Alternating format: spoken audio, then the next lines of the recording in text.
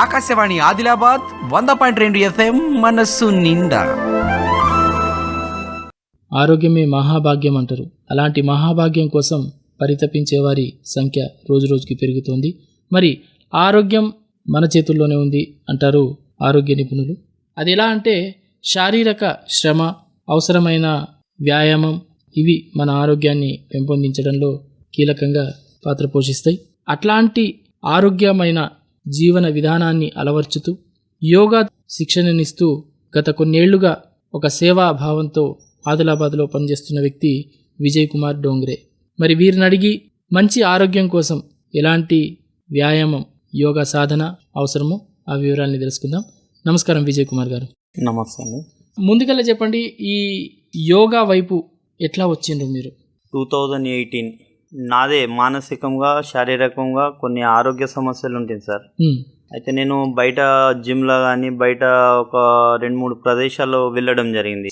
2017 ending, 2018 beginning. అప్పుడు బయటికి వెళ్ళినప్పుడు అక్కడ ముఖ్యంగా ట్రైనర్స్ని నేను చూస్తే ఆదిలాబాద్లో ఒక ప్రాపర్ విధానంలో గైడ్ చేస్తలేదు ఫిట్నెస్ గురించి గైడ్ చేయకపోవడం వలన నేను గమనించిన. అంటే మొదటిగా గమనించింది ఏంటంటే, ఎవరైతే హోదా పరంగా కానీ డబ్బు పరంగా కానీ ఎవరైతే అప్పర్ స్టేజ్లో ఉన్నారో వాళ్ళ దగ్గర పోయి చెప్పడము, వాళ్ళకే గైడ్ చేయడము, మిగతా కామన్ పీపుల్కి కనీసం ఈ విధంగా చేయాలా, ఇది కరెక్ట్ ఫామ్, ఇది ప్రాపర్ అలైన్మెంట్ అని చెప్పలేని పరిస్థితుల్లో ఆదిలాబాద్లో నేను గమనించిన. అలాంటి పరిస్థితులలో నేను ఇంత తెలిసి కూడా నా విద్య ఎవరికి ఉపయోగపడకపోతే, నాకే ఉపయోగపడకపోతే నేను 10 మందికి ఎట్లా చెప్పగలుగుతా? అప్పటికి నా వెయిట్ వచ్చేసి 90 kgs ఉంటుంది. 89-90 kgsకి heavy obesity, gastric problems, even భోజనం చేసింది మల విసర్జన అంటే ప్రాపర్ వేలో మోషన్స్ ఫ్రీ లేకపోవడం, రకరకాల హెల్త్ సమస్యలు, మెంటల్ సమస్యలతోటి నేను బయటికి వెళ్ళడం జరిగింది. అప్పుడు నాకు ఇక్కడ కరెక్ట్ అనిపించలేదు. అంటే ఇప్పుడు ఈ పరిస్థితుల్లో యోగా సాధన కోసమే వెళ్ళిండ్రా బయటకి? ఎస్పెషల్లీ ఫిట్నెస్ కొరకే. అయితే బయట వెళ్తే జస్ట్ మామూలుగా స్టేడియంలో ఒక 4-5 రౌండ్లు వేసుకుని వస్తుండే. ఇది కరెక్ట్ కాదు అని డిసైడ్ అయిపోయి let's start my own journey. మన పూర్వీకుల విద్య ఏదైతే ఉన్నదో 10 మందికి పంచాలన్న సంకల్పంతో 10 మందికి ఆహార నియమాలు చెప్పాలా, మంచి జీవన విధానంలో తీసుకురావాలని అప్పుడు జర్నీ స్టార్ట్ చేసిన. నేను జస్ట్ 90 days, నేను నమ్మిన ఫార్ములా 90 days లో నాకు జరిగింది రిజల్ట్ అయితే నాకు వస్తే ఖచ్చితంగా అందరికీ రిజల్ట్ వస్తుంది. ముందు ప్రాక్టికల్లీ నా మీద నేను ప్రూవ్ చేసుకున్నా. అంటే ఎట్లా యోగా ఎక్కడ నేర్చుకున్నారు మరి? మీకు మీరు? నాది బేసిక్స్ గా మార్షల్ ఆర్ట్ సార్. మా గురువు గారు వచ్చేసి వెంకటేష్ మాస్టర్. తన దగ్గర నేను మార్షల్ ఆర్ట్ నేర్చుకున్నా. తర్వాత చంటి మాస్టర్ వెంకటేష్ మాస్టర్ మరణించిన తర్వాత నెక్స్ట్ చంటి మాస్టర్ దగ్గర కొన్ని హెల్త్ కి సంబంధించిన అన్ని అక్కడ నుండి నేర్చుకుని చిన్నతనం నుండే అవి బేసిక్స్ గా వచ్చి ఉండే. నాకు చిన్నతనంలోనే నాది బ్లాక్ బెల్ట్ కంప్లీట్ అయింది. ఎట్ ద ఏజ్ ఆఫ్ 16-17 yearsలో బ్లాక్ బెల్ట్ కంప్లీట్ చేసుకుని హైదరాబాదు అట్లా ఎడ్యుకేషన్ పరంగా అన్ని చేసి ఆదిలాబాద్లో రావడం జరిగింది. ఆదిలాబాద్లో వచ్చి కాలేజ్ ఎస్టాబ్లిష్మెంట్ చేసి జీవన ప్రయాణం అట్లా యాజ్ ఏ కరస్పాండెంట్గా మొదలు చేసిన. జీవితం మొదలు వేసి ఇక కరస్పాండెంట్ అంటే కూర్చొని జస్ట్ అంటే శారీరక శ్రమ లేకపోవడము, జంక్ ఫుడ్ తీసుకోవడము, మొత్తం బాడీ అనేది అస్తవ్యస్తంగా ఖరాబ్ అయిపోయింది. రోగాలు అనేది అన్ని చుట్టుముట్టినాయి. అలాంటి సమయంలో ఇక నేను కూడా నా జర్నీ నేను స్టార్ట్ చేయాలా అని బయటికి వెళ్తే బయట పరిస్థితులు అధ్వానంగా ఉండే. అప్పుడు వాళ్ళకు ఒక రైట్ ఫిట్నెస్ తీసుకురావాలా. ఆదిలాబాద్ జనాలకు, నా చుట్టుపక్కల నాకు తెలిసిన వ్యక్తులు ఎవరు కూడా అకాల మరణం పొందొద్దు, ఎవరు కూడా అనారోగ్యాల బారిన పడద్దు, నేనేదైతే సమస్యలు ఫేస్ చేస్తున్నా అవి ఎవరికి రావద్దు అంటే ఓ సిస్టమేటిక్ వేలో మనం వాళ్ళని తీసుకుపోతే గానీ తప్పదు. అలాంటి పరిస్థితులలో యోగా అనేది ఇంట్రడ్యూస్ చేసిన. తత్వమసి fitness club ancient yoga style అనే బ్యానర్ కింద స్టార్ట్ చేసినాం. అంటే మీరు యోగాను ప్రారంభం చేసినప్పుడు ఎంతమంది ఉండే మీ దగ్గర చేరిన వాళ్ళు? నేను అప్పుడు ఫ్రీ ఆఫ్ కాస్ట్ లా స్టేడియంలో ఎవరు వస్తే వాళ్ళకు నేను యోగా చెప్తుండే. ఇక అప్పుడు అడ్మిషన్ అని ఒక ప్రాపర్ విధానం అని లేకుండా అందరికీ చెప్పాలన్న సంకల్పంతో అందరికీ చెప్తున్న క్రమంలో అందులో కొందరు విఐపి పర్సన్స్ కూడా నా దగ్గర రావడం జరిగింది. పవన్ సార్ కానివ్వండి, సిఐ మల్లేష్ సార్ కానివ్వండి, ఇంకా రకరకాల పరిచయం ఉన్న వ్యక్తులు స్టేడియంలో వాళ్ళ పేర్లు కూడా మనకు తెలియదు. వాళ్ళకు నేను ఫ్రీ ఆఫ్ కాస్ట్ అలా నేను యోగా చెప్తుంటే సార్. దాంట్లో ఇక మోస్ట్ ఇంపార్టెంట్ పర్సన్ మన సిఐ మల్లేష్ సార్ కూడా అప్పుడే నన్ను చూసి అరే బాడీ ఇంత ఫ్లెక్సిబుల్గా ఏ విధంగా చేయొచ్చు అని సార్ తోటి పాటు రన్నింగ్ చేయించడం, సార్కి మినిమం స్ట్రెచ్చింగ్స్, లెగ్ స్ట్రెచ్చింగ్స్, అట్లా నా యోగా అనేది స్టార్ట్ చేసిన. ఈ రకంగా మీ యోగాతో మీ జర్నీ ప్రారంభమైంది కదా. అయితే ఒక మంచి ఆరోగ్యం కోసం యోగా అవసరం. మరి ఈ యోగాలో ఏ ఆసనాలు మనకు బాగా పనిచేస్తాయి? కనీసం ఈ ఆసనాలు అయితే రోజువారీగా చేస్తే ఆరోగ్యానికి బాగుంటుంది అన్నట్లు ఏమేమి ఆసనాలు ఉంటాయి? ఫస్ట్ మనకు యోగా అంటేనే ఆసనాలని కాకుండా మనకి ఇప్పుడు WHO వాళ్ళు కూడా చెప్తున్నారు సార్, అంటే బాడీ మూమెంట్స్, అది వాకింగే కానివ్వండి, రన్నింగే కానివ్వండి, జాగింగే కానివ్వండి, ఏదైనా కానివ్వండి. ఇప్పుడు బయట చాలా మంది సంవత్సరాలు ఏళ్ల తరబడి వాకింగ్లు చేస్తున్నారు గ్రౌండ్ల చుట్టూ. వాళ్ళు తిరిగి వాళ్ళకు ఒక్క 1 kg కూడా వాళ్ళకు వెయిట్ లాస్ అనేది జరగదు, వాళ్ళకు ఏం కూడా రిజల్ట్. వాళ్ళకు సేమ్ ఇప్పుడు బ్యాంకులో 2 అకౌంట్స్ ఉంటాయి, ఒకటి సేవింగ్ అకౌంట్ ఉంటుంది, ఇంకోటి సెకండ్ వచ్చేసి ఫిక్స్డ్ డిపాజిట్మెంట్ ఉంటుంది. సేవింగ్ అకౌంట్ అంటే మనం అందులో జమ చేస్తాము, ఖర్చు చేస్తాము. అదే విధంగా మన జీవితంలో కూడా ఇవాళ నేను భోజనం చేసినా ఖర్చు చేస్తున్నా, అంటే క్యాలరీస్ ఇంటేక్ చేస్తున్నా, క్యాలరీస్ బర్న్ చేస్తున్నా. So there is a no use.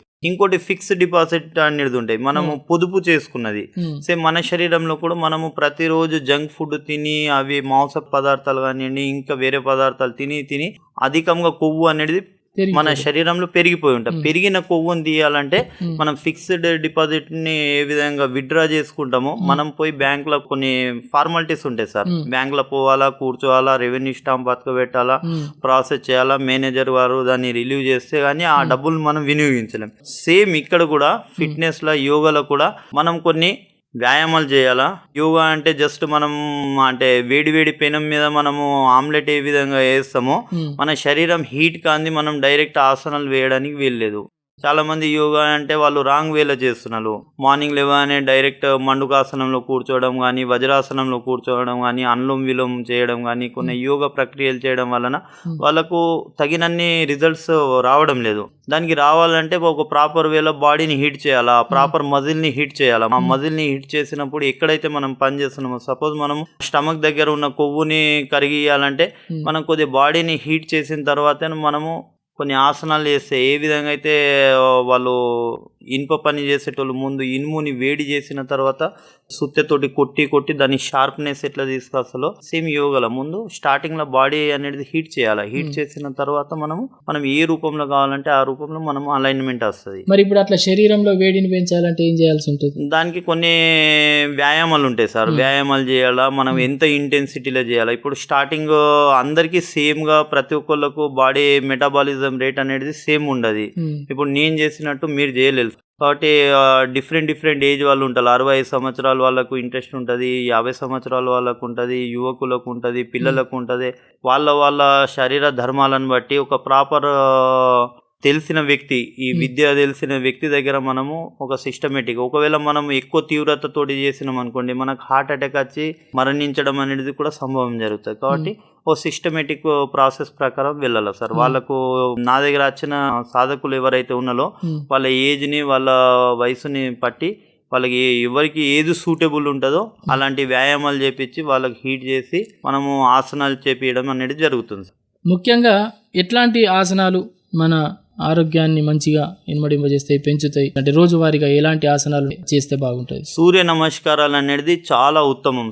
మన భారతదేశం ఇచ్చిన విద్య, మన పూర్వీకులు ఇచ్చిన విద్య, అందులో 12 ఆసనాలు ఉంటాయి. ఈ 12 ఆసనాలు ఎవరైనా అభ్యాసం చేస్తే ఎలాంటి రిజల్ట్స్ అన్నా ఈజీగా వస్తాయి. కానీ అది చేసే కన్నా ముందు ఫస్ట్ బాడీని అనేది హీట్ అనేది చేయాలా. మనము వేడి పెంచకుండా డైరెక్ట్ మనము ఆసనాల వైపు వెళ్ళద్దు. అయితే ఇప్పుడు ఈ ఆసనాలే కానీ, వ్యాయామమే కానీ శరీరానికి ఎంతవరకు అనుకూలిస్తాయి, ఎంతవరకు చేస్తే మేలు?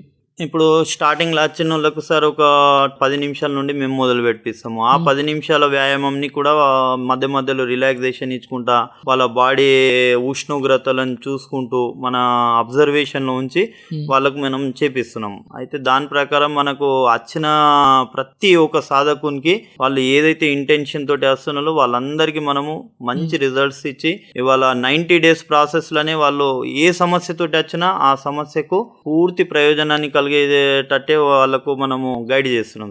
అంటే కొన్ని ఆసనాల పేర్లు చెప్తారా? ఇప్పుడు మనం తల నుంచి మొదలుకొని కాలు వరకు ఒక్కొక్క అవయవానికి ఒక్కొక్కటి బలాన్ని చేకూర్చే వ్యాయామాలు ఉంటాయి, యోగాలో కూడా కొన్ని ఆసనాలు ఉంటాయి.